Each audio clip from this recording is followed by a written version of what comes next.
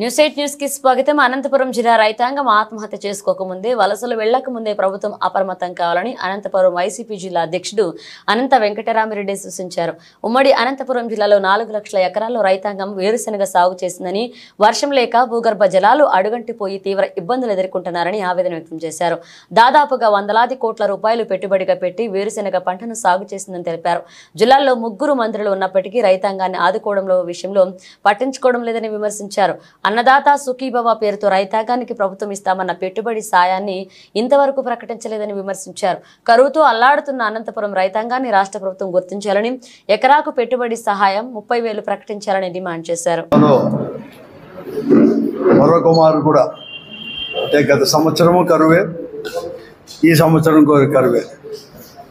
రైతులు గత సంవత్సరం కూడా పెద్ద ఎత్తున నష్టపోయారు కూడా. ముఖ్యంగా వేరుశనగ సాగు చేసేవారు కానీ, కంది కానీ అంతా కూడా గత సంవత్సరం.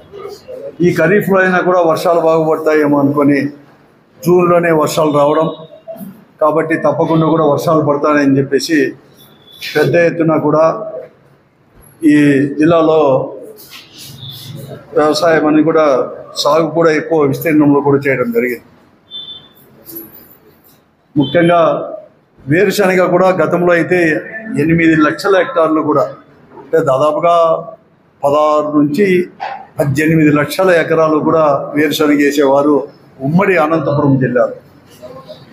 కానీ కొన్ని కారణాల కొత్తగా కొన్ని సంవత్సరాల నుంచి కూడా వేరుశనగ విస్తీర్ణం తగ్గినా గత సంవత్సరం కానీ ఈ సంవత్సరం ఖరీఫ్లో దాదాపుగా 4.5 లక్షల ఎకరాలు, అంటే ఇక్కడ కూడా ఒక 2 లక్షల హెక్టార్లు, అంటే 4.5 లక్షల ఎకరాలు ఉమ్మడి అనంతపురం జిల్లాలో ఒక వేరుశనగ పంటనే వేశారు.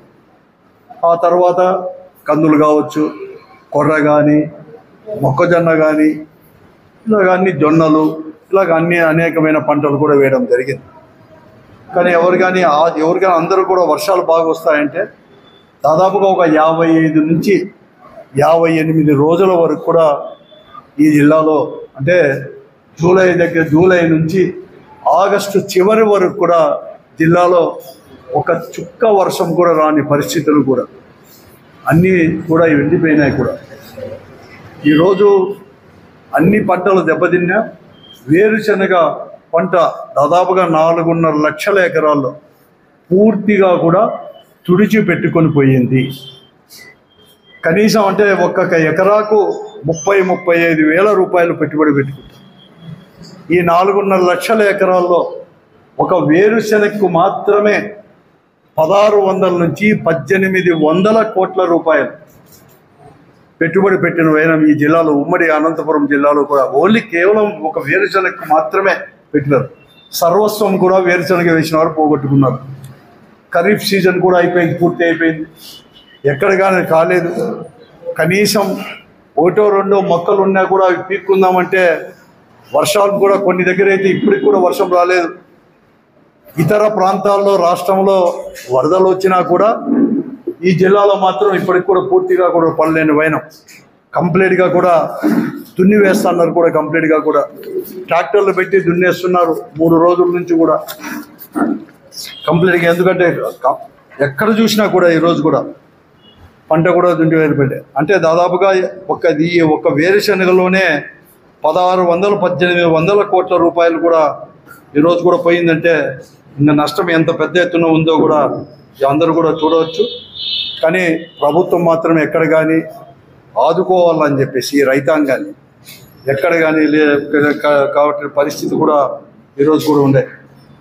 నిన్ననే ఇక్కడే దగ్గరే, అనంతపురం దగ్గరే, నేనే అక్కడ ఏదో పని పైన వెళ్తే రైతులు ఉంటే పొలం దగ్గరికి వెళ్తే పాపం ట్రాక్టర్లతో కంప్లీట్గా ఎంత దున్నేస్తున్నారంటే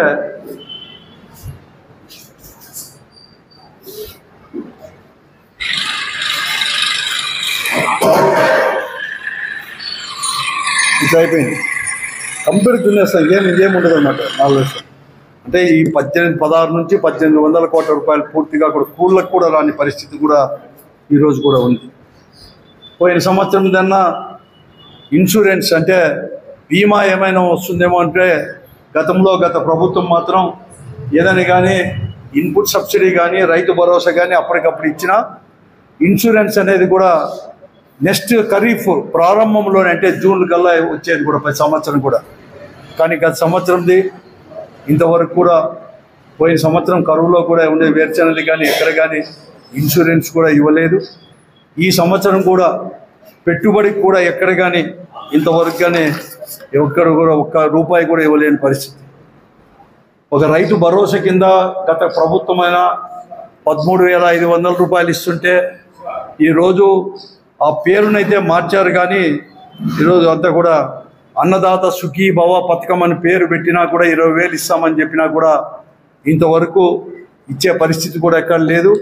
అటువంటి పరిస్థితుల్లో కూడా ప్రభుత్వం అనేది కూడా ఎక్కడ కానీ కనపడలేదు. ఈరోజు కూడా ఇప్పటికే రిపోర్ట్లు అన్నీ కూడా పోయినాయని చెప్పేసి అగ్రికల్చర్ ఆఫీసర్ కానీ కలెక్టర్ కానీ మేము ఇవన్నీ కూడా తీసుకొని పోతే ప్రభుత్వానికి ఏమో రిపోర్ట్స్ అన్నీ కూడా మేము పంపాం. కానీ ఇంతవరకు కూడా ఏమీ అటువంటి పరిస్థితి ఎక్కడి నుంచి రాలేని పరిస్థితి కూడా ఈరోజు కూడా. నేను కోరుతున్నాను, ఈ జిల్లాలో ప్రజాప్రతినిధులు కూడా ఉన్నారు, అందరూ కూడా రైతు కుటుంబం నుంచి వచ్చిన వారే. వాళ్ళది వచ్చేసి బ్యాక్గ్రౌండ్ వచ్చేసి గ్రామీణ ప్రాంతాల నుంచి వచ్చిన వారే. 3 మంత్రులు కూడా ఉన్నారు ఈ జిల్లాకి. ఎప్పుడు ఎక్కడ ఏ జిల్లాలో లేనంతమంది కూడా 3 మంత్రులు కూడా ఈ జిల్లా నుంచి ఈ ప్రభుత్వంలో ప్రస్తుత ప్రభుత్వంలో కూడా రిప్రజెంట్ చేస్తున్నారు. 3 కూడా వారు కూడా రైతాంగం నుంచి రైతులే, రైతు కుటుంబం నుంచి వచ్చిన వారే. వారైనా కానీ ప్రభుత్వం దృష్టికి తీసుకొని పోయి వెంటనే ఆదుకోవాల్సిన పరిస్థితి కూడా ఈరోజు కూడా ఉంది అని కూడా